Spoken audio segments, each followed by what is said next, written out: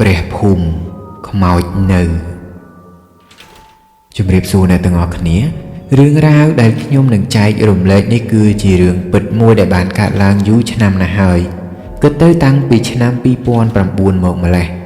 កាលនោះគឺជាពេលដែលខ្ញុំឡើងពីស្រុកកំណើតឯខេត្តកំពង់ធំទៅបន្តការសិក្សានៅឯទីក្រុងភ្នំពេញដោយសារមិនមានសាច់ញាតិនៅទីនោះអញ្ចឹងហើយខ្ញុំក៏ជួលបន្ទប់គេមួយដើម្បីស្នាក់នៅតែម្នាក់ឯងដែលនៅម្នាក់ឯងអញ្ចឹងក៏ព្រោះចំនួននឹងមានមិត្តភ័ក្តិមិនច្រើនទេដែលមានលទ្ធភាពបានឡើងមករៀនបន្តនៅឯភ្នំពេញហើយអ្នកដែលឡើងមករៀនបន្តមួយចំនួនទៀតនោះក៏មិនមែនមករៀនជំនាញនឹងសាលាជាមួយខ្ញុំដែរផ្ដើមក្បាលដំបូងត្រឹមនេះចុះឥឡូវចូលដល់សាច់រឿងនឹងមូលហេតុតែម្ដងគឺកាលនឹងខ្ញុំបានជួលបន្ទប់មួយនៅមិនឆ្ងាយពីសាលាប៉ុន្មានទេវាជាប្រភេទអគារវែងនិងមានជាន់ផ្ទាល់ដីហើយនឹងជាន់ទី1ដោយសារបន្ទប់ក្រោមមានគេនៅអស់ទៅហើយខ្ញុំក៏សម្រេចយកបន្ទប់ខាងលើដែលកាលនឹងនៅសល់បន្ទប់ទំនេរចំនួន2ហើយខ្ញុំក៏បានយកបន្ទប់មួយខាងចុងគេបំផុតខ្ញុំសង្កេតឃើញថាអគារនៃបន្ទប់ជួលនឹងមានមួយបន្ទប់ខាងក្រោមហើយដើមដំបូងគេនឹងគឺជារបស់អ្នកមីងដែលជាម្ចាស់អគារគាត់បានបើកលក់ចាប់ហួយបន្តិចបន្តួចទុកគ្រាន់ផ្គត់ផ្គង់អ្នកដែលជួលបន្ទប់របស់គាត់ហើយនៅក្បែរនោះក៏ឃើញមានរៀនព្រះភូមិមួយផងដែរខ្ញុំមិនសូវជាចាប់អារម្មណ៍អីប៉ុន្មានទេគ្រាន់តែឃើញប៉ុណ្ណោះក្រោយពេលស្នាក់នៅបានមួយរយៈខ្លីមានប្រលប់មួយខ្ញុំក៏បានចេញមកអង្គុយមើលសៀវភៅនៅនឹងវេរ៉ង់ដាខាងមុខពេលហ្នឹងបើតាមចាំដូចជាមិនយប់អីណាស់ណាទេខ្ទង់ម៉ោង6កន្លះឬម៉ោង7ប៉ុណ្ណឹងឯងតែអ្វីដែលចម្លែកនិងមិនមែនជាទម្លាប់របស់ខ្ញុំគឺខណៈកំពុងតែអង្គុយមើលសុកខ្ញុំស្រាប់តែមានអារម្មណ៍ងងុយគេងខ្ញុំចេះតែសង្ស័យខ្លួនឯងថាប្រហែលមកពីពុលបាយព្រោះមុននេះហូបបាយច្រើនពេកដោយមិនទាន់ចង់ចូលបន្ទប់ខ្ញុំក៏ទុកសៀវភៅនៅលើភ្លៅរួចយកដៃទ្រពបង្កាន់ដៃហើយសម្ងំគេងនៅលើដៃខ្លួនឯងនឹងតែម្ដងគិតថាបន្ទាប់ពីថ្មិចបានមួយសន្ទុះហើយប្រហែលជាលែងអីពេលហ្នឹងខ្ញុំគេងអត់លក់ទេប៉ុន្តែក៏មានអារម្មណ៍ស្វាងដោយការស្មានទុកមែនអ្វីដែលប្លែកគឺពេលបើកភ្នែកឡើងខ្ញុំស្រាប់តែបានឃើញនរណាម្នាក់រូបរាងដូចជាស្រីស្លៀកសពាក់សបានដើរពីណាមកមិនដឹងទេគឺដើរចូលព្រះភូមិនៅខាងមុខនឹងឯងខ្ញុំប្រញាប់ញីភ្នែកយ៉ាងលឿនដើម្បីមើលឲ្យបានច្បាស់ព្រោះមុននេះភ្នែកស្រវាំងដោយសារបិទវាមួយសន្ទុះទៅហើយតែពេលញីភ្នែករួចខ្ញុំនៅតែមិនបានឃើញអ្វីដដែលព្រោះម្នាក់នឹងបានចូលទៅក្នុងព្រះភូមិបាត់តាំងពីពេលខ្ញុំនៅមើលមិនទាន់ច្បាស់ម្ល៉េះដោយមើលទៅដូចមិនសូវស្រួលខ្ញុំក៏ចូលក្នុងបន្ទប់វិញហើយយប់នោះខ្ញុំមិនបានជួបរឿងចម្លែកអ្វីទៀតនោះទេលុះព្រឹកព្រលឹមឡើងពេលរៀបចំខ្លួនទៅសាលាដើរកាត់មុខបន្ទប់បងប្រុសម្នាក់ចៃដន្យខ្ញុំក៏ឃើញគាត់ចេញមកខាងក្រៅដែរ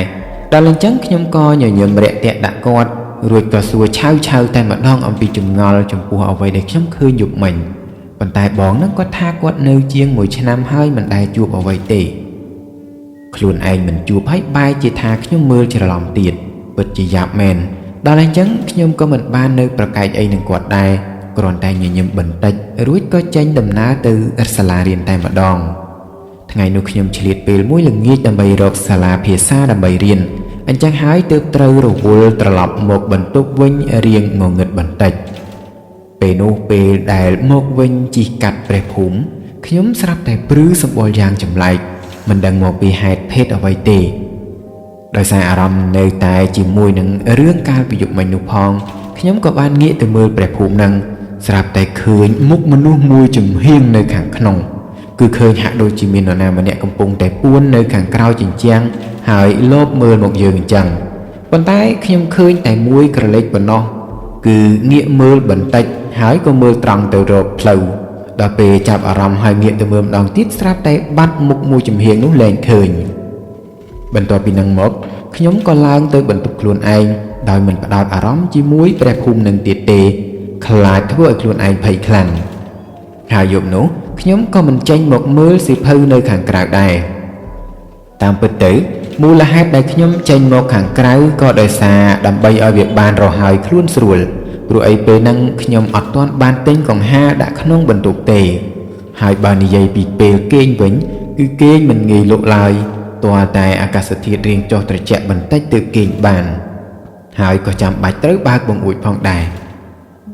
យប់នោះនៅម៉ោងប្រហែលជាង11ខណៈដែលខ្ញុំកំពុងតែព្យាយាមសម្ងំគេងសំឡេងក្រោកក្រាកដែលស្ដាប់ទៅហាក់ដូចជាគេកំពុងតែកោសកំពុងតែឆ្កឹះឆ្កៀលបង្អួចនោះក៏បានបន្លឺឡើងធ្វើឲ្យខ្ញុំបើកភ្នែកងើបក្បាលមើលទៅទីនោះ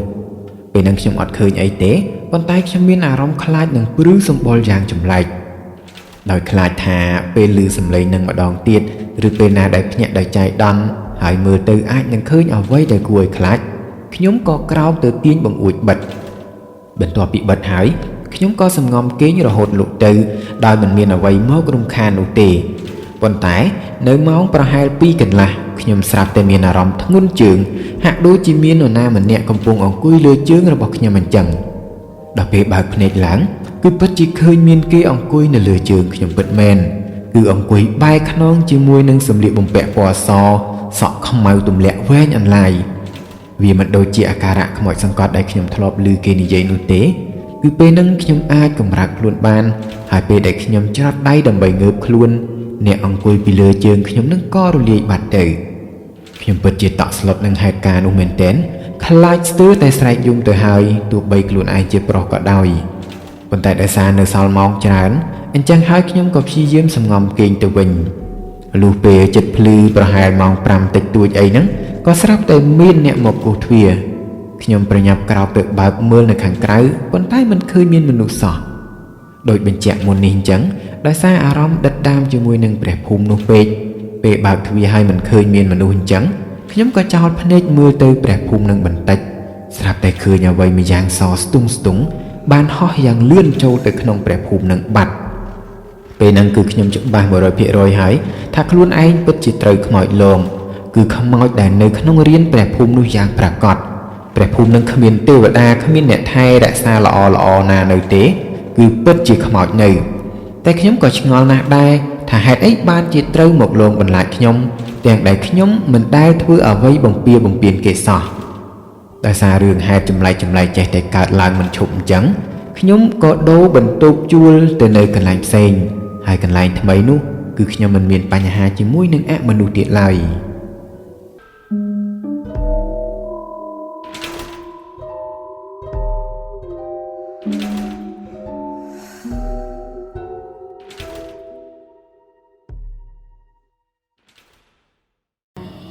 ខ្មោច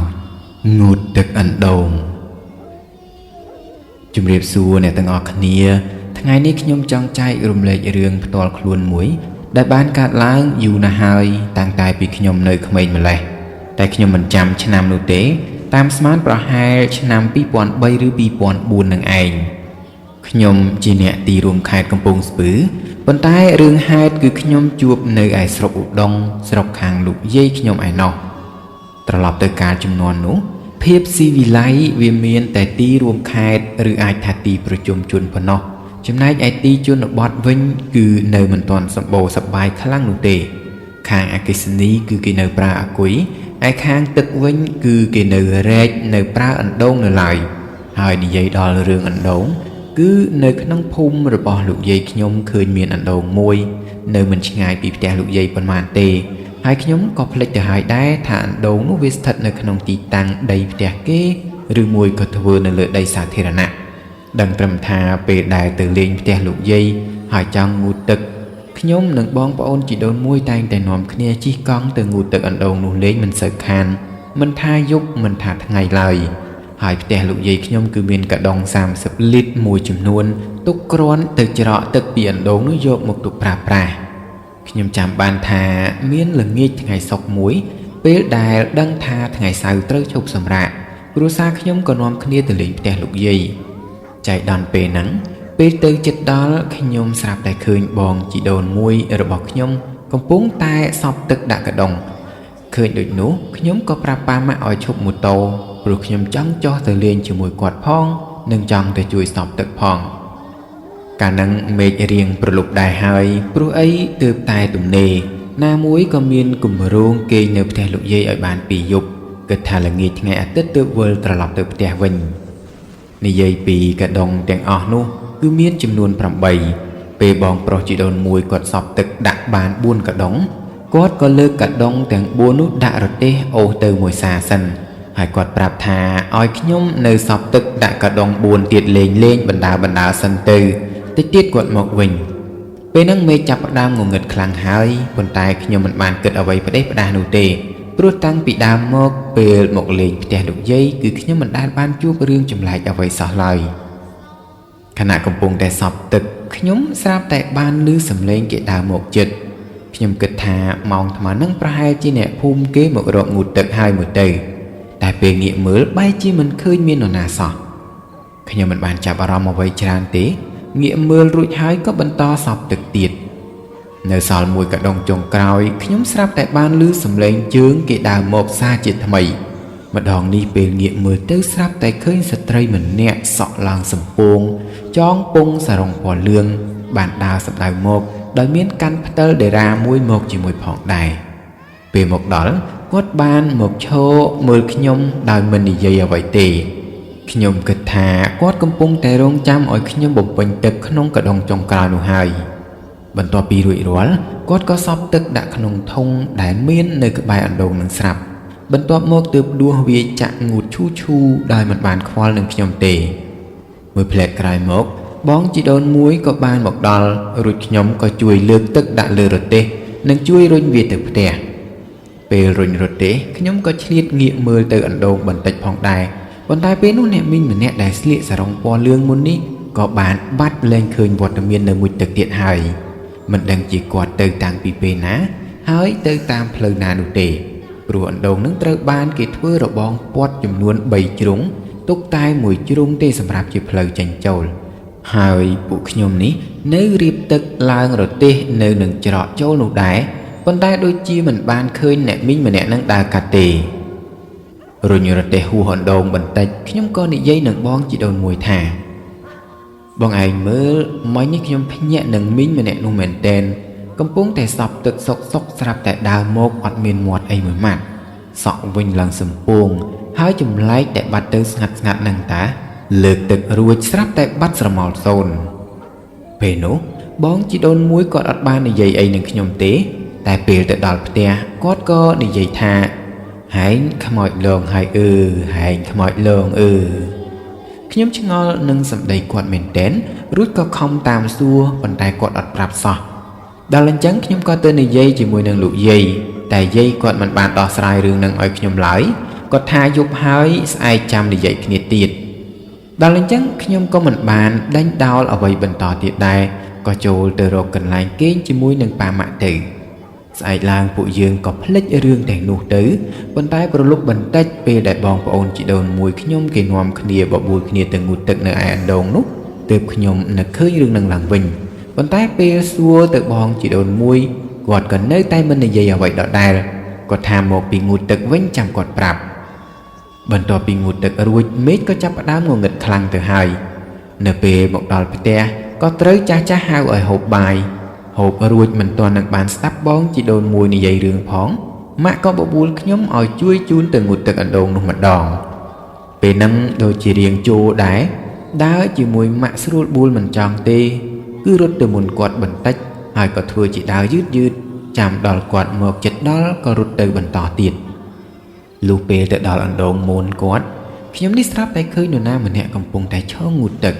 ដល់ពេលផ្ទៀងមើលក៏ឃើញថាជាស្ត្រីម្នាក់ស្លៀកសារ៉ុងពណ៌លឿងនឹងឯងកំពុងតែឈរមើលម៉ាក់ខ្ញុំដែលដើរមកជិតដល់ហ្នឹងគាត់ក៏បានសួរមកកាន់ខ្ញុំថាកូនឯងងូតទឹកទៀតឬអត់រវល់តែងាកទៅឆ្លើយជាមួយគាត់ក្រឡេកមកអណ្ដូងវិញម្នាក់នោះក៏ស្រាប់តែបាត់ទៅសារជាថ្មីដោយចង់ដឹងខ្ញុំក៏ដើរទៅយកពិលពីដៃម៉ាក់យកទៅបញ្ចាំងមើលអ្វីដែលខ្ញុំសង្កេតឃើញគឺអណ្ដូងនោះវាមានសភាពស្ងួតហាក់ដូចជាមិនមានការងូតទឹកអញ្ចឹងឃើញសើមដែរតែសើមតិចលក្ខណៈចិត្តស្ងួតទៅហើយប្រហែលជាទឹកដែលពួកខ្ញុំងូតតាំងពីមុនពេលហូបបាយម្លេះទោះបីចម្លែកយ៉ាងហ្នឹងក៏ដោយប៉ុន្តែខ្ញុំនៅមិនទាន់និយាយអ្វីទេគឺនៅឈរចាំម៉ាក់ទាំងភ្នែកក្រឡេកក្រឡាប់មើលឆ្វេងមើលស្ដាំរហូតគាត់ងូតទឹករួចទើបពួកយើងត្រឡប់ទៅផ្ទះវិញ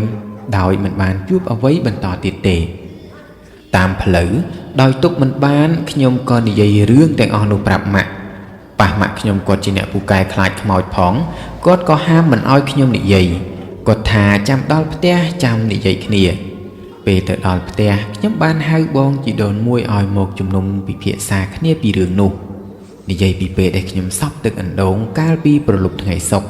បងជីដូនមួយថាពេលគាត់រុញរទេះមកគាត់អត់បានឃើញស្ត្រីស្លៀកសារ៉ុងពណ៌លឿងស្អីនោះទេដល់ពេលឮខ្ញុំនិយាយអំពីស្ត្រីម្នាក់នោះទើបគាត់បំភ័យខ្ញុំដោយនិយាយថាខ្ញុំនឹងត្រូវខ្មោចលងហើយអ្វីដែលខ្ញុំជួបពេលជូនម៉ាក់ទៅងូតទឹកក៏ប្រហែលជាខ្មោចស្ត្រីម្នាក់នឹងដូចគ្នាហើយបងប្រុសគាត់បានលំអិតប្រាប់ថាមីងម្នាក់ដែលមានផ្ទះនៅជាប់ជាមួយអណ្ដូងនោះគាត់ទើបតែស្លាប់បានប្រហែលជាង2 ខែទេមិនដឹងកើតអីឡើយដឹងត្រឹមថាគ្រួសារគាត់ឃើញគាត់ដេកស្លាប់នៅលើគ្រែក្បែររបងចិត្តអណ្ដូងនឹងឯងម៉ាក់ខ្ញុំឯណោះរៀងព្រឺសម្បុរហើយនឹងភ្ញាក់ផ្អើលគួរសមដែរព្រោះគាត់អត់បានដឹងរឿងនឹងទេបងជីដូនមួយបន្ថែមថាតាំងពីមីងម្នាក់នោះស្លាប់មកដូចជាមិនសូវឮនរណានិយាយថាបានជួបការលងបន្លាចអ្វីទេមានតែម្នាក់2នាក់ប៉ុណ្ណោះដែលធ្លាប់ឃើញគឺឃើញពេលធ្វើដំណើរឆ្លងកាត់ទីនោះនៅពេលយប់ព្រលប់តែក៏មិនបានឃើញជារូបរាងអីអាក្រក់ណាស់ណាដែរគ្រាន់តែឃើញឈរងូតទឹកអណ្ដូងហើយអត់មានជើងខ្ញុំនឹងម៉ាក់ស្ដាប់បងជីដូនមួយបណ្ដើព្រឺសម្បុរបណ្ដើតែអត់មានយោបល់អ្វីឡើយចាប់តាំងពីពេលនោះមករាល់ពេលទៅលេងផ្ទះលោកយាយខ្ញុំមិនដែលហ៊ានទៅក្បែរអណ្ដូងនឹងនៅពេលយប់សោះសូម្បីពេលព្រលប់ក៏មិនហ៊ានដែរហើយបើត្រូវជិះកាត់នៅពេលមេឃងងឹតខ្ញុំដឹងតែបិទភ្នែកហើយខ្លាចឃើញអ្នកមីងម្នាក់នឹងទៀត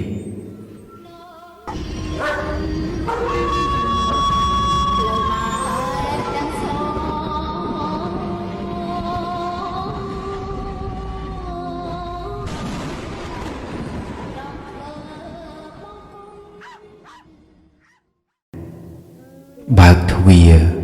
ឲ្យខ្មោចចូលជំរាបសួរអ្នកទាំងអស់គ្នាថ្ងៃនេះខ្ញុំមានកិត្តិយសមកចែករំលែករឿងផ្ទាល់ខ្លួនមួយតែមិនសូវជាគួរឲ្យខ្លាចអីប៉ុន្មាននោះទេដែលរឿងហ្នឹងវាកើតឡើងជិត10 ឆ្នាំមកហើយគឺកើតឡើងនាចុងឆ្នាំ2016ខ្ញុំជាអ្នកជនបទនៃខេត្តកណ្ដាលហើយកាលនោះកូនប្រុសទី2របស់ខ្ញុំគាត់ទើបតែកើតបានប្រហែល1 ខែប៉ុណ្ណោះមានយប់មួយកូនប្រុសខ្ញុំនឹងស្រាប់តែស្រែកយំយ៉ាងខ្លាំងផ្អើលគេផ្អើលឯងមិនដឹងមានបញ្ហាអ្វីនោះទេហើយទោះបីជាពួកខ្ញុំព្យាយាមលួងឬប្រើវិធីសាស្ត្រយ៉ាងណាក៏មិនមានប្រសិទ្ធភាពដែរដល់អញ្ចឹងម៉ែក្មេកខ្ញុំក៏បានជិះម៉ូតូទៅហៅលោកតាអាចារ្យម្នាក់ឲ្យមកជួយមើលពេលមកដល់លោកតានឹងក៏បានសូត្រស្អីខ្លះក៏មិនដឹងទេហើយក៏បានយកកំបោរសយកទៅគូសជាសញ្ញាលេខបូកនៅតាមជើងសសរផ្ទះមួយផ្លែតក្រោយមកកូនប្រុសរបស់ខ្ញុំនឹងស្រាប់តែបាត់យំដល់អញ្ចឹងលោកតាអាចារ្យនោះក៏បានវិលត្រឡប់ទៅផ្ទះគាត់វិញម៉ោងប្រហែល12 កន្លះរំលងអាត្រៀតខណៈកំពុងតែគេងលង់លក់អស់គ្រប់គ្នាសំឡេងគេគោះទ្វារក៏បានបន្លឺឡើងពេលនោះអ្នកផ្សេងហាក់កំពុងលង់លក់ដូចជាមិនបានឮសំឡេងនឹងទេដល់អញ្ចឹងខ្ញុំក៏ក្រោកដើរទៅក្បែរទ្វារនោះបំរុងថានឹងលបមើលតាមប្រឡោះតូចៗដែលអាចមើលឃើញទៅខាងក្រៅបានព្រោះចង់ដឹងថាអ្នកគូសទ្វារនឹងគឺជានរណាដើរទៅមិនទាន់ដល់ផងខ្ញុំស្រាប់តែឮសំឡេងគេនិយាយពីខាងក្រៅមកថាអូនបើកទ្វារឲ្យម៉ែបន្តិចខ្ញុំស្គាល់ច្បាស់ខ្លាំងណាស់ថានោះគឺជាសំឡេងម៉ែក្មេកខ្ញុំ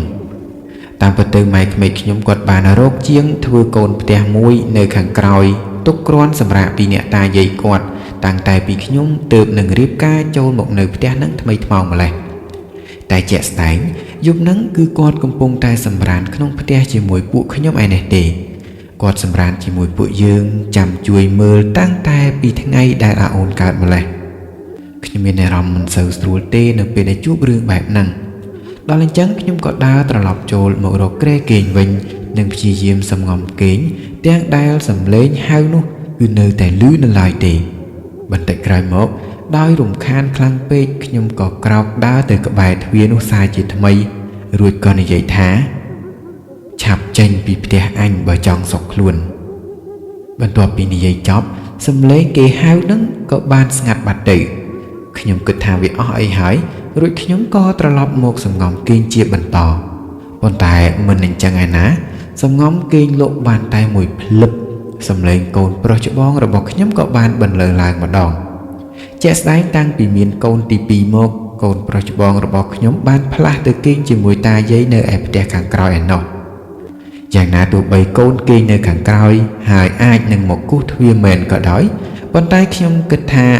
នោះក៏មិនមែនជាកូនខ្ញុំដែរព្រោះពេលហ្នឹងគាត់គោះទ្វារហើយនិយាយថាប៉ាបើកទ្វារឲ្យខ្ញុំបន្តិចខ្ញុំចង់ចូលបន្ទប់ទឹកទាំងដែលការពិតគឺបន្ទប់ទឹកនៅខាងក្រៅនោះក៏មានដែរមិនមានហេតុផលអីត្រូវមកគោះទ្វារសុំចូលបន្ទប់ទឹកក្នុងផ្ទះខាងមុខទាំងកណ្ដាលអាធ្រាត្រអញ្ចឹងទេដោយចង់ដឹងខ្ញុំក៏ដើរទៅលបមើលតាមចន្លោះទ្វារតូចៗនោះអ្វីដែលបានឃើញគឺពិតជារូបរាងកូនប្រុសខ្ញុំមែនប៉ុន្តែមុខគាត់ភ្លឺដូចបញ្ចាំងពិលឲ្យចំមុខអញ្ចឹងមិនត្រឹមតែមុខភ្លឺទេគាត់ថែមទាំងមានស្នាមញញឹមដ៏គួរឲ្យខ្លាចទៀតផងដោយជឿជាក់ថានោះពិតមិនមែនជាកូនខ្ញុំក៏ធ្វើជាមិនខ្វល់មិនរវល់ជាមួយរួចក៏ដើរត្រឡប់មករកក្រែវិញពីត្រឹមនឹងរហូតដល់ភ្លឺគឺខ្ញុំមិនបានជួបអ្វីបន្តទៀតទេថ្ងៃបន្ទាប់ខ្ញុំមិនបាននិយាយរឿងចម្លែកកាលពីយប់ប្រាប់ឲ្យអ្នកផ្ទះណាម្នាក់ដឹងទេខ្លាចធ្វើឲ្យពួកគាត់ភ័យគិតថាចាំរកដំណោះស្រាយបានហើយចាំនិយាយប្រាប់ពួកគាត់តាមក្រោយប៉ុន្តែយប់នៃថ្ងៃបន្ទាប់ហ្នឹងខ្ញុំក៏បានជួបរឿងចម្លែកសារជាថ្មីគឺពេលហ្នឹងទាំងខ្ញុំទាំងប្រពន្ធពិតជាបានភ្លេចមែនគ្មាននឹកឃើញមើលខោទឹកនោមកូននោះទេដល់ពេលយប់ឡើងត្រូវការប្រើទៅមើលក្នុងថង់វាទើបដឹងថាអស់ពេលហ្នឹងម៉ោង8ជាង7-9ហើយម៉ោងថ្មហ្នឹងនៅជនបទមនុស្សម្នានាំគ្នាចូលសម្រាកស្ទើរតែអស់ទៅហើយសូម្បីអ្នកលក់ចាប់ហួយភាគច្រើនក៏គេបានបិទតូបហើយដែរខ្ញុំចេះតែបន្តជិះម៉ូតូពីមួយកន្លែងទៅមួយកន្លែងប៉ុន្តែមិនឃើញមានតូបចាប់ហួយណានៅបើកសោះជំរឿសគឺមានតែបង្ហួសរហូតទៅធ្លាយដល់ផ្សារតែម្ដងហើយពេលទៅដល់ផ្សារហ្នឹងក៏ស្ទើរតែរកទិញមិនបានទៀតផងដោយសារកន្លែងខ្លះគេមិនមានខោទឹកនោមបកបិទសម្រាប់ក្មេងទើបនឹងកើតនោះទេទម្រាំតែរកទិញបានសរុបពេលវេលាទៅជិត1ម៉ោងដែរនិយាយពីប្រពន្ធខ្ញុំឯនោះវិញពេលខ្ញុំមិននៅអញ្ចឹងគាត់ក៏បានបិទទ្វារដើម្បីរក្សាសុវត្ថិភាពតែមុនពេលដែលខ្ញុំមកដល់រឿងចម្លែកមួយក៏បានកើតមានឡើងគឺពេលនោះប្រពន្ធខ្ញុំគាត់ថាគាត់បានឮសំឡេងខ្ញុំហៅឲ្យបើកទ្វារដោយមិនបានពិចារណាអ្វីច្រើនគាត់ក៏ដើរទៅបើកទ្វារប៉ុន្តែនៅខាងក្រៅគឺមិនឃើញវត្តមានខ្ញុំទាល់តែសោះអ្វីដែលគួរឲ្យកត់សម្គាល់គាត់ថាពេលហ្នឹងគឺមានខ្យល់ត្រជាក់បក់ចូលមកឡើងរហើយមុខធ្វើឲ្យគាត់ព្រឺសម្បុរជាខ្លាំងដោយយល់ថាមិនស្រួលគាត់ក៏ប្រញាប់លើកដៃសំពះនិងដើរចូលផ្ទះបិទទ្វារវិញយ៉ាងលឿនបន្ទាប់មកគាត់ក៏ទូរស័ព្ទមករកខ្ញុំទើបដឹងថាខ្ញុំទើបនឹងត្រឡប់មកពីផ្សារបានពាក់កណ្ដាលផ្លូវប៉ុណ្ណោះយប់ហ្នឹងកូនប្រុសទី2របស់ខ្ញុំនោះក៏យំដូចយប់ម្សិលមិញនឹងដែរប៉ុន្តែក្រោយពេលព្យាយាមលួងគាត់ក៏ឈប់យំទៅថ្ងៃស្អែកឡើងពុកម៉ែក្មេករបស់ខ្ញុំក៏បាននាំគ្នាធ្វើដំណើរទៅវត្តទៅសុំស្បង់ជីពរពីលោកតាចៅអធិការគឺយកមកដើម្បីឲ្យកូនប្រុសខ្ញុំដណ្ដប់ដោយជឿថាគាត់នឹងលែងខូចលែងយំជាពិសេសនឹងមិនមានអ្វីខាងផ្លូវងងឹតគេមករំខានទៀតឡើយចាប់តាំងពីពេលនឹងមកដូចជាមិនមានអ្វីចម្លែកកើតឡើងចំពោះអ្នកផ្ទះរបស់ខ្ញុំទៀតទេប៉ុន្តែខ្ញុំនៅតែគិតមិនយល់ថាតើហេតុការណ៍ចម្លែកទាំងអស់នោះនរណាជាអ្នកបង្កើតហើយគេមានបំណងអ្វី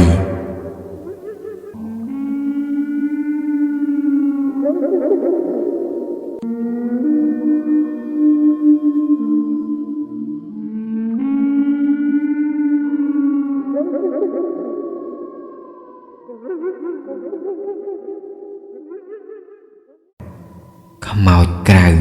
ខ្មោចក្នុងជំរាបសួរអ្នករាល់គ្នាសាច់រឿងដែលខ្ញុំចង់ចែករំលែកនេះគឺវាបានកើតឡើងចំពោះខ្ញុំប្រហែលជា8-9 ឆ្នាំមកហើយខ្ញុំជាអ្នកខេត្តកណ្ដាលប៉ុន្តែក្រោយពេលរៀបការរួចខ្ញុំក៏ផ្លាស់ទៅរស់នៅឯខេត្តសៀមរាបព្រោះប្រពន្ធខ្ញុំគាត់ជាអ្នកសៀមរាបប្រហែលជាក្នុងកំឡុងឆ្នាំ2017លោកយាយខាងម្ដាយរបស់ខ្ញុំក៏បានទទួលមរណភាពទៅដោយសារជរាពាធអញ្ចឹងហើយ ខ្ញុំនិងប្រពន្ធកូនក៏នាំគ្នាវិលត្រឡប់មកខេត្តកណ្ដាលវិញដើម្បីចូលរួមកម្មវិធីបុណ្យហើយកាលនោះខ្ញុំមិនបានជួបរឿងចម្លែកអីទេប៉ុន្តែនៅពេលដែលធ្វើបុណ្យ100ថ្ងៃខ្ញុំក៏បានជួបរឿងចម្លែកដល់ទៅ2ករណីផ្សេងគ្នាដោយទៅនឹងចំណងជើងរឿងនេះអញ្ចឹងហើយពេលហ្នឹងខ្ញុំមកកម្មវិធីបុណ្យតែម្នាក់ឯងប៉ុណ្ណោះពេលនោះខ្ញុំជិះឡានយប់ហើយក៏មកដល់ភ្នំពេញដូចជារៀងយប់ជ្រៅដែរហើយ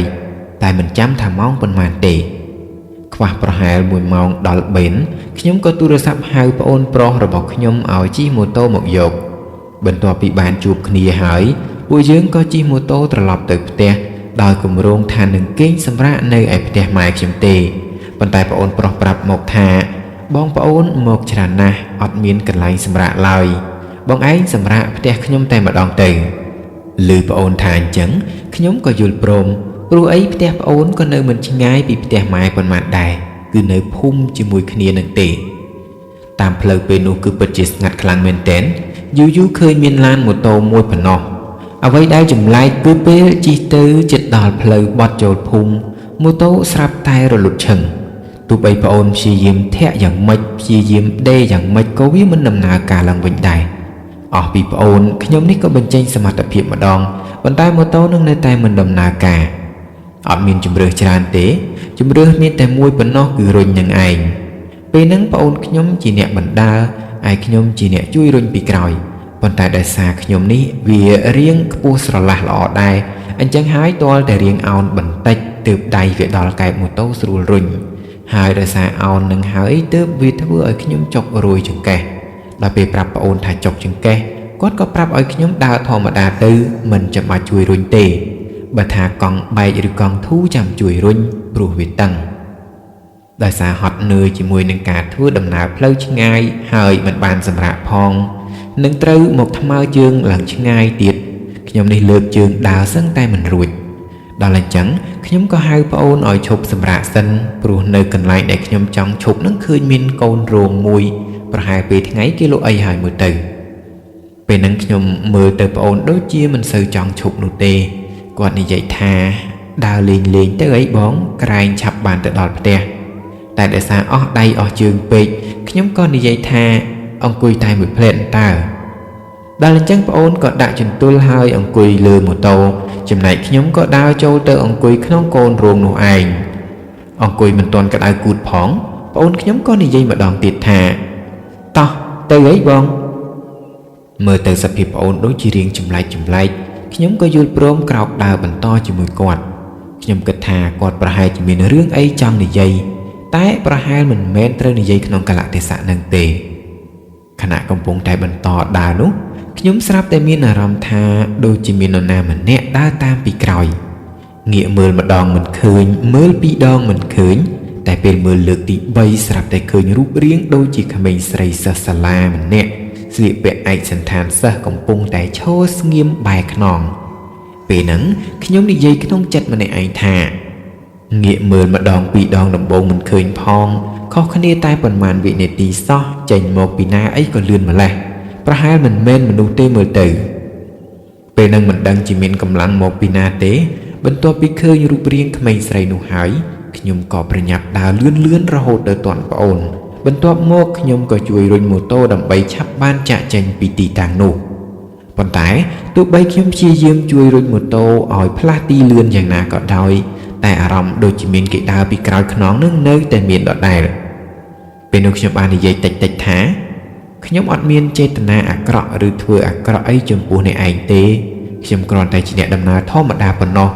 កុំតាមនាំខាតពេលអីបើតាមទៅក៏ចូលផ្ទះពួកខ្ញុំមិនចោះដែរបន្ទាប់ពីនិយាយរួចខ្ញុំក៏សាកងាកក្រោយមើលពេលហ្នឹងគឺអត់ឃើញមាននរណាទៀតទេតែអារម្មណ៍ដូចជាមានគេតាមពីក្រោយហ្នឹងវានៅតែមានដដែលក្រោយពេលទៅដល់ផ្ទះប្អូនខ្ញុំក៏រៀបចំងូតទឹកមុនគេបន្ទាប់មកទើបឡើងទៅរកបន្ទប់ដែលប្អូនរៀបចំឲ្យពេលប្អូនរៀបចំបន្ទប់រួចគាត់ក៏ចេញមកខាងក្រៅនិងនិយាយរឿងមួយប្រាប់ខ្ញុំថា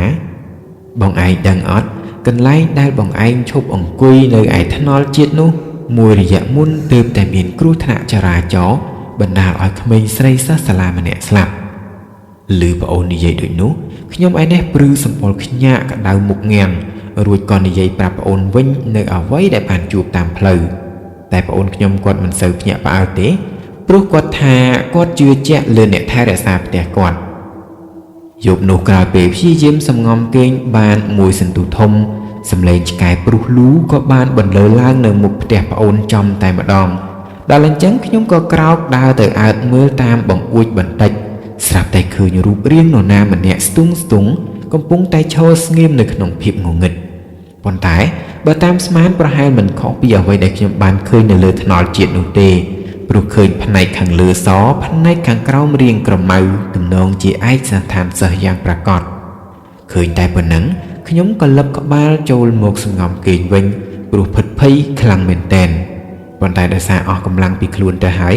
ក្រោយពេលព្យាយាមសំងំមួយសន្ទុះទៅខ្ញុំក៏គេងលក់ដោយមិនបានដឹងទេថាសម្លេងឆ្កែលូវាបាត់ទៅតាំងពីពេលណាលុះព្រលឹមព្រឹកឡើងម៉ែក៏បានទូរស័ព្ទមកទាំងដែលខ្ញុំនៅគេងមិនទាន់ឆ្អែតនៅឡើយបន្ទាប់ពីនិយាយទូរស័ព្ទចប់មើលទូរស័ព្ទទៅទើបដឹងថាមុននឹងលើកនិយាយជាមួយគាត់គឺគាត់បានទេមក 3-4 ដងរួចទៅហើយស្របពេលនោះដែរប្អូនប្រុសខ្ញុំក៏បានឡើងមកហៅព្រោះគាត់ស្មានថាខ្ញុំមិនទាន់ភ្ញាក់គាត់ឡើងមកបណ្ដានិយាយបណ្ដាថាក្រោកឡើងបងម៉ែទេហៅឲ្យទៅរោងបុណ្យដល់ពេលបើកទ្វារបន្ទប់ខ្ញុំក៏បានឃើញប្អូនហើយនឹងកូនប្រុសរបស់គាត់កំពុងតែឈរពីក្រោយអើតតែក្បាលមកប៉ុណ្ណោះខ្ញុំបានប្រាប់ប្អូនថា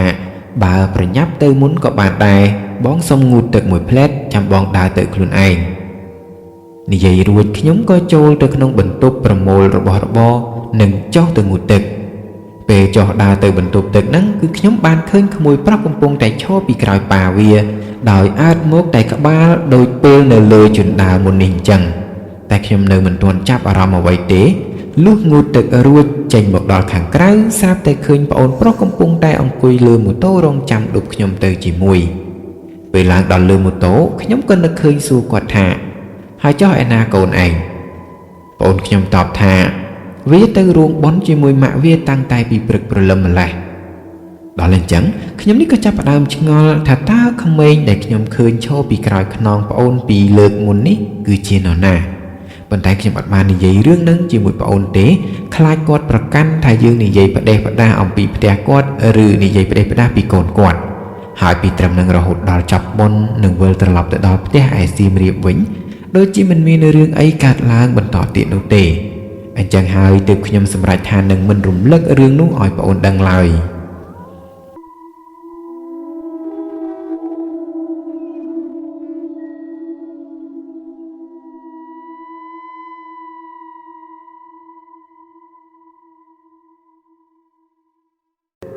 បេះផ្កាខ្មោចជំរាបសួរលោកអ្នកថ្ងៃនេះខ្ញុំចង់ចែករំលែករឿងពិតមួយដែលវាបានកើតឡើងលើខ្ញុំផ្ទាល់តាំងតែពីក្មេងមកម្លេះខ្ញុំមិនចាំឆ្នាំទេប៉ុន្តែដឹងត្រឹមថាវាយូរណាស់ហើយខ្ញុំជាអ្នកខេត្តកំពង់ស្ពឺហើយកាលដែលនៅក្មេងនោះមានរឿងដ៏រន្ធត់មួយបានកើតឡើងដែលវាធ្វើឲ្យខ្ញុំចងចាំមិនអាចភ្លេចឡើយកាលដែលខ្ញុំនៅក្មេងនោះគឺខ្ញុំមានរូបសម្បត្តិស្អាតណាស់មិនមែនស្អាតដូចទេពអប្សរស្អីទេគ្រាន់តែថាគួរឲ្យគ្រឺតគួរឲ្យខ្នាញ់ដូចនឹងពាក្យសម័យនេះគេហៅថាខ្ជូតនឹងឯងកាលនោះនៅក្នុងផ្ទះមានក្មេងតែខ្ញុំហើយនឹងបងប្រុសប៉ុណ្ណោះដល់ពេលមានបងជាមនុស្សប្រុសអញ្ចឹងចរិតខ្ញុំនេះក៏រៀងកាច់ទៅប្រុសខ្លះដែរព្រោះគាត់ចូលចិត្តយកខ្ញុំដើរជាមួយមិនសូវខានទេទៅណាក៏វិចប្អូនទៅតាមដែរខ្ញុំចាំបានថាមានកាលមួយនោះក្មេងៗប្រុសនៅក្នុងភូមិខ្ញុំឬក៏ភូមិគេដទៃហ្នឹងគឺនាំគ្នាវក់វីនឹងការស្ទូចត្រីមែនតែនអ្នកខ្លះទៅស្ទូចមិនដែលបានអីក៏ចេះតែទៅនឹងគេដែរព្រោះវាក៏ដូចជាការកំសាន្តមួយហើយកាលហ្នឹងបងប្រុសខ្ញុំក៏វក់វីនឹងគេដែរដោយទាំងខ្ញុំទៅជាមួយគាត់ទៀតកាលហ្នឹងក្មេងដែលដឹងពីរបៀបស្ទូចដឹងកន្លែងស្ទូចក៏មានឯក្មេងខ្លះដែលមិនសូវដឹងទឹកយ៉ាងម៉េចក៏ពួកគេស្ទូចដែរមិនលើកលែងសូម្បីតែទឹកត្រឹមជង្គង់កាលនោះបងប្រុសខ្ញុំក៏ចូលចិត្តទៅស្ទូចនៅក្នុងត្រពាំងធំមួយដែលនៅឯចុងភូមិតែមិនមែននៅដាច់ឆ្ងាយនោះទេគឺត្រពាំងនឹងនៅជាប់ជាមួយនឹងរបងផ្ទះគេតែម្ដងតែជាប់ផ្នែកខាងក្រោយដែលវាមានសភាពស្ងប់ស្ងាត់មានតែព្រៃហើយនៅដើមឈើហូបផ្លែមួយចំនួន ហើយអ្វីដែលខ្ញុំសង្កេតឃើញនឹងចាប់អារម្មណ៍ជាងគេគឺដើមចេកនៃផ្ទះនោះវាពិតជាមានទំហំធំមែនទែនធំជាងដើមចេកផ្ទះខ្ញុំឆ្ងាយណាស់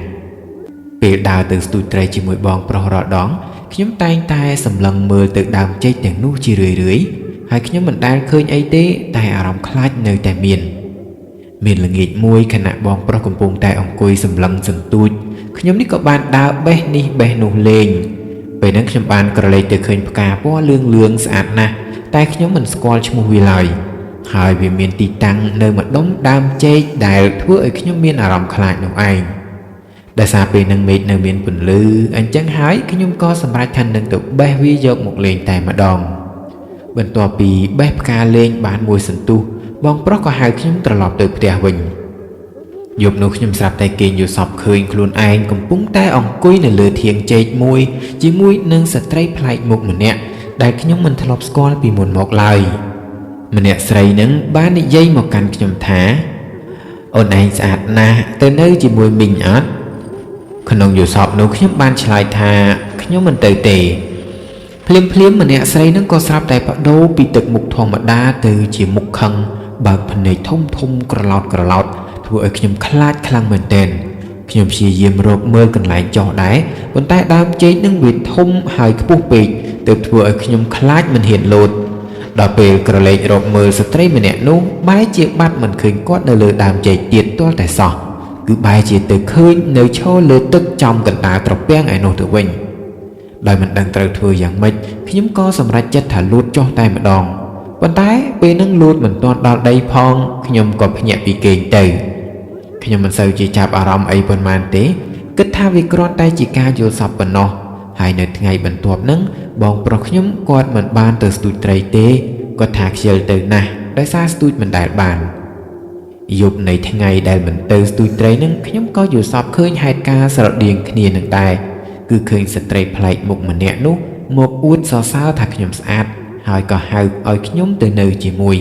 តែចម្លើយខ្ញុំគឺនៅតែអត់ដដែលលុះថ្ងៃបន្ទាប់ពេលរសៀលបន្តិចមិត្តភ័ក្តិបងប្រុសរបស់ខ្ញុំក៏បានមកបបួលបងប្រុសទៅស្ទូចត្រីគាត់ថាគាត់ស្គាល់កន្លែងថ្មីសម្បូរត្រីជាងមុនដល់អញ្ចឹងបងប្រុសក៏ព្រមទៅហើយដោយទៅទាំងខ្ញុំនេះផងដែរប៉ុន្តែពេលទៅដល់គឺស្ទូចមិនបានដូចតែគ្នាទេលុះល្ងាចបន្តិចបងប្រុសក៏សម្រេចថាវិលត្រឡប់មកផ្ទះវិញមុនប៉ុន្តែដោយសារត្រូវដើរឆ្លងកាត់ត្រពាំងទឹកចុងភូមិ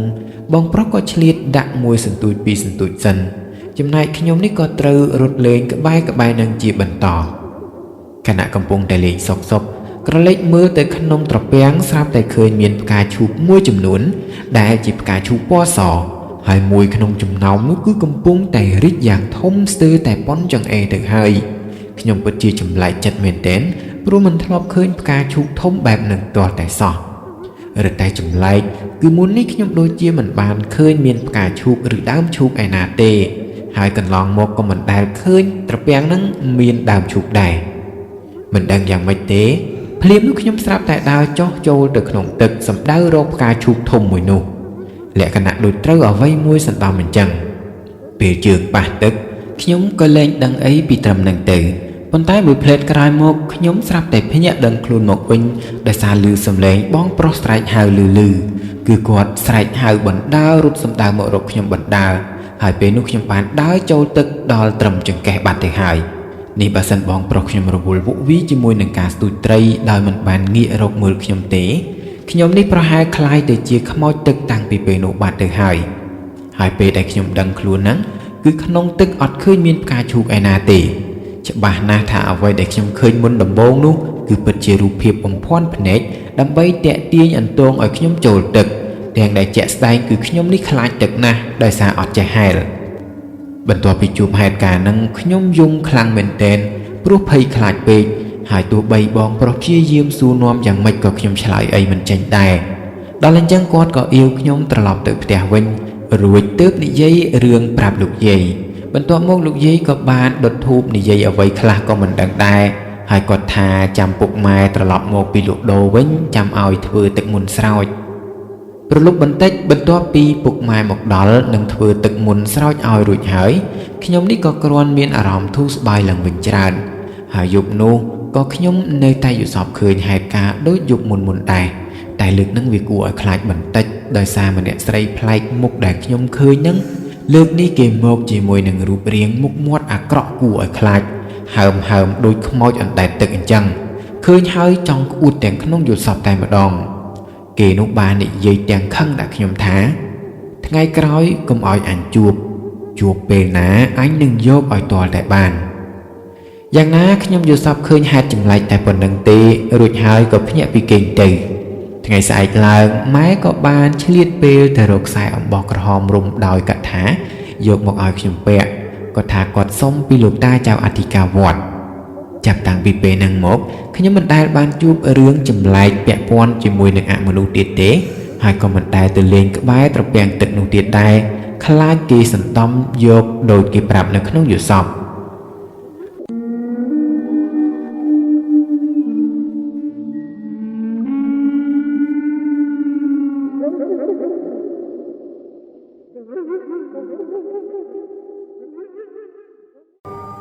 ខ្មោចបាំងភ្នែកជំរាបសួរអ្នកទាំងអស់គ្នារឿងរ៉ាវដែលខ្ញុំចង់ចែករំលែកនេះដូចជាមិនសូវពាក់ព័ន្ធអីជាមួយនឹងការលងបន្លាចនោះទេគឺវាពាក់ព័ន្ធជាមួយនឹងជំនឿតើលោកអ្នកជឿទេថាលើលោកយើងនេះមានហេតុការណ៍ខ្មោចបាំងភ្នែកតាមពិតទៅពីមុនមកខ្ញុំជឿថាមានខ្មោចខ្ញុំជឿថាមានការលងបន្លាចប៉ុន្តែខ្ញុំមិនជឿទេអំពីរឿងខ្មោចបាំងភ្នែកប៉ុន្តែក្រោយពេលជួបខ្លួនឯងទើបខ្ញុំជឿខ្ញុំជួបដល់ទៅ3ដងឯណោះហើយជឿតាំងពីជួបលើកដំបូងម្លេះលើកទី1គឺខ្ញុំជួបនៅកំឡុងឆ្នាំ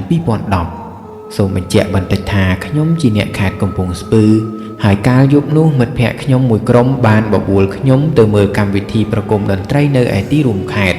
ប៉ុន្តែពេលមើលគេច្រៀងរាំបានមួយសន្ទុះធំមិត្តភ័ក្តិខ្ញុំទាំងនោះក៏បានបបួលគ្នាទៅរកកន្លែងផឹកស៊ីពេលហ្នឹងខ្លួនខ្ញុំអត់មានលុយសូម្បីតែ1រៀលហើយខ្ញុំនេះក៏មិនទម្លាប់ស៊ីចាយដោយសារលុយគេដែរយ៉ាងហោចណាស់ក៏មានលុយជួយចេញខ្លះទើបខ្ញុំទៅដល់អញ្ចឹងខ្ញុំក៏សម្រេចថាមិនទៅជាមួយពួកគេនឹងចេះតែបន្តមើលកម្មវិធីរហូតដល់យប់ជ្រៅបន្តិចទើបខ្ញុំសម្រេចវិលត្រឡប់ទៅផ្ទះវិញតែម្នាក់ឯងដែលផ្ទះខ្ញុំនឹងនៅម្ដុំថ្នល់ទទឹងប៉ែកខាងកំពង់ស្ពឺបើតាមចាំពេលនោះគឺម៉ោង11តិចតួចហើយលុះពេលជិះទៅបានប្រហែលជាងពាក់កណ្ដាលផ្លូវខ្ញុំក៏បានជួបរឿងមួយគឺពេលហ្នឹងខ្ញុំជិះកុងទ័រ90កុងទ័រ100អីដែរព្រោះផ្លូវវាមានសភាពស្ងាត់ខ្លាំងមែនទែនមិនឃើញមានឡានមិនឃើញមានម៉ូតូធ្វើចរាចរណ៍ទេហើយមុនពេលកើតហេតុហ្នឹងក៏ខ្ញុំចាប់អារម្មណ៍ដែរថែមទាំងនិយាយម្នាក់ឯងទៀតផងថាហេតុអីយប់នេះស្ងាត់ប្លែកម្លេះយ៉ាងហោចណាស់ក៏គួរតែមានឡានមួយពីរដែរនិយាយមិនទាន់ផុតពីមាត់ផងខ្ញុំស្រាប់តែក្រឡេកទៅឃើញគោស្ទាវមួយក្បាលកំពុងតែដេកនៅលើផ្លូវគឺដេកចំពីមុខម៉ូតូខ្ញុំតែម្ដងម៉ូតូកំពុងតែលឿននៅសុកស្រាប់តែឃើញគោដេកចំពីមុខអញ្ចឹងខ្ញុំក៏ភ្ញាក់កាច់ចង្កូតគេចចេញពីវាតាមសភាវគតិគឺមិនមែនគេចដោយបានគិតពិចារណាអ្វីនោះទេពេលហ្នឹងខ្ញុំបានទាញចង្កូតម៉ូតូមកខាងឆ្វេងគ្រាន់តែកាច់មកភ្លាមស្រាប់តែលេចចេញឡានកុងតឺន័រមួយគ្រឿងមកពីខាងមុខឃើញហើយធ្វើឲ្យខ្ញុំកាន់តែភ្ញាក់កាន់តែភ័យរហូតបង្ខំចិត្តចាប់ហ្វ្រាំងមុខកាលហ្នឹងខ្ញុំជិះម៉ូតូអាស្ម័គ្រដល់ពេលចាប់ហ្វ្រាំងមុខវាក៏រអិលសម្បកកង់បណ្ដាលឲ្យដួលខ្ទាតម៉ូតូអូសសម្ដៅទៅរកឡានអាចថាជាសំណាងរបស់ខ្ញុំដែលឡាននោះព្យាយាមជន់ហ្វ្រាំងបន្ថយល្បឿននិងកាច់ចង្កូតគេចពីម៉ូតូនឹងខ្ញុំចំណែកខ្ញុំនេះក៏មិនបានត្រូវរបួសអីធ្ងន់ធ្ងរដែរគ្រាន់តែរលាត់ដៃជើងនិងឈឺស្មាដោយសារដួលទៅមួយជំហរហើយស្មាក៏វាត្រូវទៅបុកនឹងថ្នល់មុនគេទើបធ្វើឲ្យឈឺចុកចាប់ស្មានថាបាក់ឆ្អឹងដងកំបិតផងខ្ញុំជឿយ៉ាងប្រាកដថាមុនកើតហេតុគឺពិតជាមានខ្មោចបាំងភ្នែកខ្ញុំប្រាកដមែនធម្មតាឡានជិះពេលយប់គឺត្រូវតែបើកភ្លើងជាចាំបាច់ហើយបើកភ្លើងខ្ញុំនេះក៏គួរតែឃើញតាំងពីចម្ងាយដែរតែសំណាងល្អពេលនោះមានឡានតែមួយគ្រឿងនឹងទេក្រោយពេលម្ចាស់ឡានបើកកញ្ចក់ជេរស្ដីខ្ញុំហើយគាត់ក៏បន្តដំណើរទៅមុខទៀតឯខ្ញុំនេះក៏ព្យាយាមលើកម៉ូតូជិះសម្ដៅទៅរកផ្ទះដោយមិនបានទៅរកលៀងរបួសស្អីនោះទេរំលងពីនឹងមកបាន2ឆ្នាំខ្ញុំក៏បដូរជិះអាសង់012វិញ បដូរម៉ូតូមិនទាន់បានប៉ុន្មានផងខ្ញុំក៏ជួបនឹងហេតុការណ៍ស្រដៀងគ្នានោះម្ដងទៀតតែលើកទី2នេះមិនមែនចូលពីមុខឡានទេគឺទៅបុកពីក្រោយវិញម្ដងបើចាំមិនខុសទេពេលហ្នឹងគឺខ្ញុំនិងមិត្តភ័ក្តិបាននាំគ្នាឡើងទៅដើរលេងនៅឯភ្នំពេញលុះម៉ោង8 9អីហ្នឹងពួកយើងក៏នាំគ្នាវិលត្រឡប់មកវិញចេញផុតពីទីប្រជុំជនបន្តិចទៅដល់ជាយក្រុងផ្លូវរៀងវាលស្រឡះល្អពួកយើងក៏ជិះដេញគ្នាចាក់ឆ្វេងចាក់ស្ដាំរហូតទៅជិតដល់រោងចក្រចំណីសត្វខ្ញុំស្រាប់តែវាក់ជាមួយនឹងគូតឡានកុងតឺន័រមួយគ្រឿងដែលកំពុងតែជិះកើមយឺតប្រហែលដឹកធ្ងន់ហើយទើបនឹងឡើងផ្លូវព្រោះឃើញសញ្ញោឆ្វេងខ្ញុំហ៊ានស្បត់ថាពេលហ្នឹងគឺខ្ញុំមិនបានឃើញឡានមួយគ្រឿងនោះទេទាល់តែពេលទៅជិតដល់ទៅហើយទើបឃើញនិយាយទៅឃើញតែប៉ុន្មានវិនាទីប៉ុណ្ណោះម៉ូតូខ្ញុំក៏បានទៅបុកគូតឡាននឹងបាត់ទៅហើយ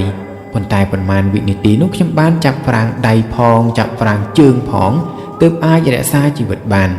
ណាមួយក៏ដោយសារឡានកំពុងតែធ្វើដំណើរទៅមុខផង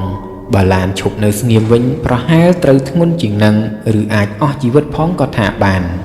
ហើយពេលនោះម្ចាស់ឡានក៏ប្រហែលជាមិនដឹងផងទេថាម៉ូតូខ្ញុំបុកពីក្រោយព្រោះអត់ឃើញឈប់ឬបើកកញ្ចក់ស្រែកជេរដោយការជួបហេតុការណ៍លើកទី1និយាយពីខ្ញុំឯណេះពេលដែលបុកហើយខ្ញុំក៏ផ្លោងទៅមុខបុកផ្អឹបជាមួយក្បាលម៉ូតូបណ្ដាលឲ្យចុកឆ្អល់ពោះខ្លាំងមែនទែនរបស់ដែលហូបពីល្ងាចក៏ត្រូវចេញមកវិញក្នុងពេលនោះគ្មានសល់ទេចំណែកម៉ូតូក៏ត្រូវវាចខ្នងកង់មុខផងដែរដោយសារម៉ោងថ្មនឹងពិបាករកជាងជួសជុលអញ្ចឹងហើយពួកយើងក៏លើកម៉ូតូខូចនឹងដាក់លើម៉ូតូមិត្តភ័ក្តិខ្ញុំម្នាក់ទៀតឲ្យវាដឹកចំណែកខ្ញុំនេះក៏ត្រូវជិះបញ្ជ្រៀតគ្នាជាមួយនឹងម៉ូតូមិត្តភ័ក្តិផ្សេងទៀតរហូតទៅដល់ផ្ទះដោយសុវត្ថិភាពចំណែកហេតុការណ៍លើកទី3វិញគឺកើតឡើងនៅក្នុងឆ្នាំ2017ហើយពេលហ្នឹងមិនមែនមានតែខ្ញុំម្នាក់ឯងទេដែលជួបគ្រោះថ្នាក់ក្នុងនោះក៏មានមិត្តខ្ញុំម្នាក់ចូលរួមជាមួយផងដែរពេលហ្នឹងខ្ញុំនិងមិត្តម្នាក់នោះត្រូវទៅចូលរួមកម្មវិធីបណ្ដាលៀននៅឯផ្ទះមិត្តថ្មីដែលទើបនឹងចូលធ្វើការរោងចក្រស្គាល់គ្នាថ្មីថ្មោងហើយខ្ញុំអត់ដែលស្គាល់ភូមិរបស់គាត់នឹងទេអញ្ចឹងហើយទើបមិនសូវចំណាំផ្លូវយប់បន្តិចម៉ោងប្រហែល 8:79 បន្ទាប់ពីរាំឆ្អែតឆ្អន់អស់ហើយខ្ញុំក៏ជិះម៉ូតូដប់មិត្តវិលត្រឡប់មកវិញសូមបញ្ជាក់ថានៅក្នុងកម្មវិធីគឺខ្ញុំអត់បានផឹកស្រាឬគ្រឿងស្រវឹងអីទេព្រោះចៃដន្យពេលហ្នឹងខ្ញុំឈឺក្រពះនិងត្រូវដាក់ថ្នាំទៅតាមជាប្រចាំហើយពេលនោះគឺខ្ញុំឃើញផ្លូវត្រង់ពិតមែនតែពេលជិះទៅត្រង់ខ្ញុំបែរជាបុកជាមួយនឹងគុម្ពឫស្សីបណ្ដាលឲ្យបន្លាមុតដៃមុតជើងឈាមរហាចសំណាងហើយដែលខ្ញុំពាក់មួកការពារកុំអីខូចសម្រស់មិនស្ទើរទេចំណែកមិត្តខ្ញុំដែលជិះពីក្រោយក៏ត្រូវគួរសមដែរនឹងក៏ព្រោះតែវាគិតតែពីឈ្ងោកចុចទូរស័ព្ទមិនបានជួយមើលផ្លូវបើវាបានជួយមើលផ្លូវមិនជួបរឿងបែបហ្នឹងឡើយហើយពេលដែលបុកគុម្ពឫស្សីរួចទើបខ្ញុំមើលឃើញផ្លូវបត់ដែលវាជាផ្លូវកែងបត់ទៅឆ្វេងកុំតែផ្លូវនោះរៀងខ្សាច់តិចទើបធ្វើឲ្យខ្ញុំជិះមិនសូវលឿនបើផ្លូវស្រួលជិះលឿនវិញប្រហែលបាក់កស្លាប់អត់ទៅហើយនេះក៏អាចនិយាយថាទឹកដោះម្ដាយថ្លៃទើបខ្ញុំអាចមានជីវិតរហូតមកដល់ឥឡូវបានហើយតាំងពីជួបគ្រោះលើកទី1មកពុកម៉ែនិងតាយាយខ្ញុំតែងតែប្រាប់ឲ្យខ្ញុំឧស្សាហ៍ធ្វើបុណ្យដាក់ទាននិងគោរពអ្នកមានគុណទង្វើទាំងអស់នោះក៏ជាផ្នែកមួយដែលជួយឲ្យយើងសុខសប្បាយផងដែរ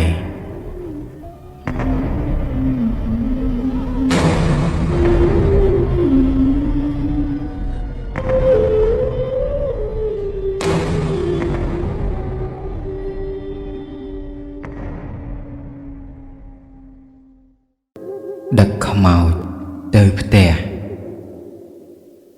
សួស្តីលោកអ្នកដែលកំពុងស្ដាប់ថ្ងៃនេះខ្ញុំមានកិត្តិយសមកចែករំលែករឿងពិតផ្ទាល់ខ្លួនមួយដែលបានកើតឡើងថ្មីនាដើមឆ្នាំ2026នឹងទេខ្ញុំជាអ្នកខេត្តកំពង់ស្ពឺហើយកាលពីមួយរយៈមុនកំឡុងពេលដែលអាកាសធាតុចុះត្រជាក់ខ្លាំង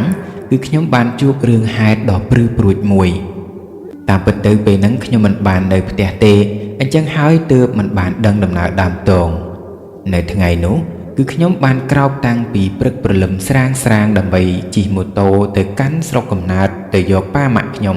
និងបន្តធ្វើដំណើរសំដៅទៅចូលរួមពិធីមង្គលការប្អូនជីដូនមួយនៅឯខាងព្រៃនប់ខេត្តព្រះសីហនុឯណោះ គឺទៅតាំងពីថ្ងៃចូលរោងនឹងត្រូវគេងមួយយប់ហើយត្រឡប់មកវិញទាំងយប់នៅថ្ងៃស៊ីនោះឯងសូមនិយាយបកត្រឡប់ទៅក្រោយបន្តិចគឺពេលដែលខ្ញុំចេញពីផ្ទះទៅមិនដល់កន្លះម៉ោងទេគ្រោះថ្នាក់ចរាចរណ៍មួយរវាងឡាននិងម៉ូតូក៏បានកើតឡើងនៅមិនឆ្ងាយពីមុខផ្ទះខ្ញុំប៉ុន្មានឡើយដែលហេតុការណ៍នឹងបានបណ្ដាលឲ្យបុរសម្នាក់ស្លាប់បាត់បង់ជីវិតនៅនឹងកន្លែងហើយខ្ញុំមិនបានដឹងរឿងហេតុនឹងទេចំណែកប្រពន្ធខ្ញុំឯណោះក៏គាត់មិនបានឆាតឬទូរស័ព្ទមកប្រាប់អំពីរឿងនឹងដល់ខ្ញុំដែរនិយាយពីកម្មវិធីមង្គលការវិញល្ងាចបន្តិចពួកខ្ញុំក៏បានសុំបងប្អូនរៀបចំម្ហូបហូបចុកឲ្យហើយដើម្បីឆាប់បានចាក់ចេញត្រឡប់មកវិញកុំឲ្យយប់ពេកបន្ទាប់ពីហូបអីរួចម៉ោង 7:06 ពួកយើងក៏លាអ្នកគ្រប់គ្នាធ្វើដំណើរវិលត្រឡប់មកវិញមកដល់ផ្ទះប៉ាម៉ាក់ខ្ទង់ម៉ោង 8 កន្លះហើយត្រូវត្រឡប់មកផ្ទះខ្លួនឯងជាង1ម៉ោងទៀតអញ្ចឹងហើយពេលមកដល់ផ្ទះគឺម៉ោង 10 ល្មមប៉ុន្តែមានបានទៅដល់ផ្ទះទាន់ឯណាគឺពេលមកជិតដល់ពលគឺដល់កន្លែងដែលមានមនុស្សស្លាប់នោះខ្ញុំក៏បានជួបនឹងបុរសម្នាក់ដែលកំពុងតែឈរដណ្ដប់ភួយនៅនឹងចិញ្ចើមផ្លូវខ្ញុំគិតថាវាមិនប្លែកនោះទេព្រោះអីពេលហ្នឹងខ្ញុំនេះក៏រងាខ្លាំងណាស់ដែររងាឡើងរួញអស់ទៅហើយខ្លាចលោកអ្នកមិនយល់ខ្ញុំសូមលំអិតបន្តិចទៀតថាពេលទៅផ្ទះប៉ាម៉ាក់គឺខ្ញុំជិះម៉ូតូទៅទេហើយពេលទៅដល់នោះទើបខ្ញុំបើកឡានប៉ាទៅខ្លីៗស្រួលយល់គឺប៉ាម៉ាក់មានឡានចំណែកខ្ញុំអត់ឡានតែចេះបើកឥឡូវចូលដល់សាច់រឿងយើងវិញគឺពេលដែលខ្ញុំឃើញបរិសម្នាក់នោះពីចម្ងាយខ្ញុំក៏បន្ថយល្បឿនណាមួយក៏ជិតដល់ផ្ទះខ្លួនឯងផងភ្លាមនោះបរិសម្នាក់នឹងក៏បានលើកដៃសំពះខ្ញុំហាក់ដូចជាចង់សុំជំនួយខួរក្បាលខ្ញុំក៏គិតភ្លាមថាគាត់អាចនឹងមិនមែនជាមនុស្សល្អទេគួរតែប្រយ័ត្នខ្លួនទើបបានប៉ុន្តែដោយសារអាណិតគាត់ខ្ញុំក៏ឈប់នឹងលើកដៃជាសញ្ញាប្រាប់ឲ្យគាត់នៅឆ្ងាយពីខ្ញុំបន្តិចព្រោះអីពេលនោះតាមផ្លូវគឺពិតជាស្ងាត់មែនទែនអត់ឃើញមានអ្នកណាធ្វើដំណើរនោះទេមានតែខ្ញុំនិងបរិសចម្លែកម្នាក់នោះប៉ុណ្ណោះបើមានបញ្ហាអីគ្មានអ្នកណាជួយទាន់ឡើយក្រោយពេលដែលខ្ញុំលើកដៃជាសញ្ញាហាមមិនឲ្យគាត់ចូលមកជិតបងប្រុសម្នាក់នោះហាក់យល់សាច់ការគាត់ក៏មិនហ៊ានចូលមកជិតដែរប៉ុន្តែគាត់បានទម្លាក់ភួយចោលរួចក៏សើយអាវបង្ហាញឲ្យឃើញថាគាត់មិនមានលក្ខវត្ថុណាដែលអាចបង្កគ្រោះថ្នាក់នោះទេគឺឃើញមានតែស្នាមរបួសចំណែកហោប៉ៅគាត់ក៏បានលូកទាញចេញមកដោយមិនឃើញមានអ្វីទាំងអស់សូម្បីលុយ1រៀលក៏អត់មានដែរដល់អញ្ចឹងទើបខ្ញុំនេះរៀងទុកចិត្តរួចក៏ចាប់ផ្ដើមសួរគាត់ថាបងឯងមានការអីដែរគាត់បន្តលើកដៃសំពះនិងនិយាយមកកាន់ខ្ញុំយ៉ាងសុភាពថាជួយជូនខ្ញុំទៅផ្ទះបន្តិចមកមុននេះខ្ញុំដួលម៉ូតូសន្លប់បាត់ស្មារតីដល់ពេលដឹងខ្លួនមកវិញក៏បាត់មិនឃើញម៉ូតូពេលហ្នឹងខ្ញុំដូចជាជឿគាត់ច្រើនព្រោះមុននេះឃើញមានស្នាមរបួសនៅលើខ្លួនគាត់សូម្បីនៅនឹងកែងដៃក៏ឃើញមានដែរក្រោយពេលសួរនាំអំពីទីតាំងផ្ទះគាត់ហើយគាត់ក៏ប្រាប់ថានៅម្ដុំភ្នំស្រង់គិតទៅប្រហែលជា10 គីឡូដីពីផ្ទះខ្ញុំដល់អញ្ចឹងខ្ញុំក៏សម្រេចថានឹងជួយជូនគាត់ទៅផ្ទះតែម្ដងព្រោះគិតថាជ្រុលជាយប់ទៅហើយយប់បន្តិចទៀតទៅក៏មិនអីដែរក្រោយពេលហៅឲ្យគាត់ឡើងជិះម៉ូតូចេញដំណើរបានប្រហែល 4-5 នាទីខ្ញុំក៏នឹកឃើញឆ្ងល់រួចក៏សួរគាត់ថាបងឯងមិនគិតចង់ប្តឹងប៉ូលីសសិនទេអីហើយមិនមែនជាអ្នកនៅម្ដុំនេះផងតើបងឯងបានភួយមកពីណាយកមកដណ្ដប់គាត់ឆ្លើយថារឿងប្តឹងប៉ូលីសប្រហែលជាត្រូវចាំស្អែកហើយមើលទៅព្រោះអីយប់អញ្ចឹងប្រហែលជាគេមិនធ្វើការឲ្យយើងឡើយចំណែកឯរឿងភួយគាត់ក៏អត់ដឹងដូចគ្នាពេលបើកភ្នែកពីសន្លប់មកវិញគឺគាត់ឃើញមានភួយនៅក្បែរខ្លួនស្រាប់ចៃដន្យពេលនឹងរងាខ្លាំងគាត់ក៏យកវាមកដណ្ដប់តែម្ដងទៅខ្ញុំចាប់ផ្ដើមចម្លែកចិត្តនឹងចម្លើយនោះព្រោះវាដូចជាចៃដន្យជ្រុលពេកតែមិនបញ្ហាអីទេជួនកាលរឿងខ្លះវាចៃដន្យជាងនឹងផងក៏មានក្រោយពេលស្ងាត់មាត់មិនសួរមិននាំជាមួយបងប្រុសនោះបានមួយសន្ទុះខ្ញុំក៏នឹកឃើញនិយាយនឹងគាត់បន្តទៀតគឺខ្ញុំបានសួរគាត់ថាបងឯងមកពីណាទៅណាហើយមានបញ្ហាអីបានជាដួលម៉ូតូគាត់ថាគាត់មកពីភ្នំពេញសំដៅទៅផ្ទះប៉ុន្តែមូលហេតុដែលបណ្ដាលឲ្យដួលគាត់ក៏អត់បានចាំដែរតាមខ្ញុំគិតគាត់ប្រហែលជាដួលប៉ះពាល់ត្រូវក្បាលត្រង់ផ្នែកណាមួយទើបធ្វើឲ្យភ្លេចភ្លាំង បន្ទាប់ពីឆ្លើយរួចខ្ញុំក៏សួរគាត់បន្តថាចិត្តដល់ផ្ទះបងឯងហើយឬនៅប៉ុន្តែសំណួរនឹងគឺខ្ញុំអត់បានទទួលចម្លើយទេដោយស្មានថាគាត់ស្ដាប់មិនឮខ្ញុំក៏សួរម្ដងទៀតប៉ុន្តែនៅតែមិនមានចម្លើយឆ្លើយតបមកវិញដដែលដល់អញ្ចឹងខ្ញុំក៏បន្ថយល្បឿនងាកក្រោយមើលស្រាប់តែបាត់មិនឃើញមាននរណានៅពីក្រោយខ្នងខ្ញុំទាល់តែសោះឃើញតែភួយដែលចង់ជាយមកខាងរបស់វាកំពុងតែគៀបជាប់ពីក្រោមគូតរបស់ខ្ញុំចំណែកផ្នែកដទៃទៀតកំពុងតែធ្លាក់អូសតាមថ្នល់ដំបូងខ្ញុំភ័យណាស់ស្មានថាបងប្រុសម្នាក់នឹងក៏ធ្លាក់ពីលើម៉ូតូដោយសារសន្លប់បាត់ស្មារតីម្ដងទៀតប៉ុន្តែពេលបកម៉ូតូត្រឡប់ក្រោយជិះរកបងប្រុសម្នាក់នឹងគឺខ្ញុំមិនបានជួបគាត់ទេពេលនោះខ្ញុំចាប់ផ្ដើមព្រឺសម្បុររួចក៏គិតថាពួកយើងទើបតែឈប់និយាយគ្នាមុននេះបើសិនជាធ្លាក់មែនក៏ធ្លាក់មិនឆ្ងាយដែរខ្ញុំមានអារម្មណ៍កាន់តែមិនសូវស្រួលមែនទែនហើយព្រោះមានកូនចិត្តមួយគិតថាបងប្រុសម្នាក់អំបញ្ញមិញនឹងប្រហែលមិនមែនជាមនុស្សទេព្រោះអីខ្ញុំព្រឺសម្បុរតាំងពីជួបគាត់លើកដំបូងម្លេះហើយពេលដែលគាត់ឡើងជិះម៉ូតូជាមួយខ្ញុំនឹងក៏ខ្ញុំមានអារម្មណ៍ព្រឺរងាប្លែកដែរគ្រាន់តែខ្ញុំមិនបានចាប់អារម្មណ៍ព្រោះអាកាសធាតុពេលហ្នឹងក៏វាកំពុងតែចុះត្រជាក់ខ្លាំងដូចគ្នាដោយកាន់តែច្បាស់ថាមិនសូវស្រួលខ្ញុំក៏បោះពួយយ៉ាងលឿនវិលត្រឡប់ទៅផ្ទះវិញដោយគ្មានងាកក្រោយទេសំណាងល្អពេលទៅជិតដល់ផ្ទះខ្ញុំមិនបានជួបអ្វីចម្លែកប៉ុន្តែខ្ញុំបានឃើញគំនូសពណ៌សដែលប៉ូលីសបាញ់នៅលើថ្នល់សម្គាល់ថាកន្លែងនឹងគឺទើបតែមានគ្រោះថ្នាក់មិនចាំយូរក្រោយពេលទៅដល់ផ្ទះខ្ញុំក៏និយាយរឿងនឹងជាមួយប្រពន្ធខ្ញុំដំបូងឡើយគាត់មិនចង់និយាយអ្វីប្រាប់ខ្ញុំទាំងយប់នោះទេប៉ុន្តែពេលដែលខ្ញុំបង្ខំគាត់ពេកទៅគាត់ក៏ដាច់ចិត្តប្រាប់ថាពេលដែលខ្ញុំចេញទៅផ្ទះប៉ាម៉ាក់គឺមានគ្រោះថ្នាក់កើតឡើងបណ្ដាលឲ្យបរិសម្នាក់ស្លាប់ហើយដោយសារមើលទៅវាសង្វេគភ្នែកពេកទើបអ្នកផ្ទះក្បែរហ្នឹងគេបរិច្ចាគភួយមួយយកទៅគ្របសពនោះខ្ញុំពិតជាព្រឺសម្បុរមែនទែនប៉ុន្តែអាចគ្រប់គ្រងស្មារតីបានហើយយប់នោះខ្ញុំក៏មិនបានជួបរឿងអ្វីបន្តទៀតដែរប៉ុន្តែព្រឹកឡើងគឺខ្ញុំត្រូវទៅស្រោចទឹកចេញដើម្បីកុំឲ្យមានសូរចង្រៃតោងតាមជាប់ខ្លួន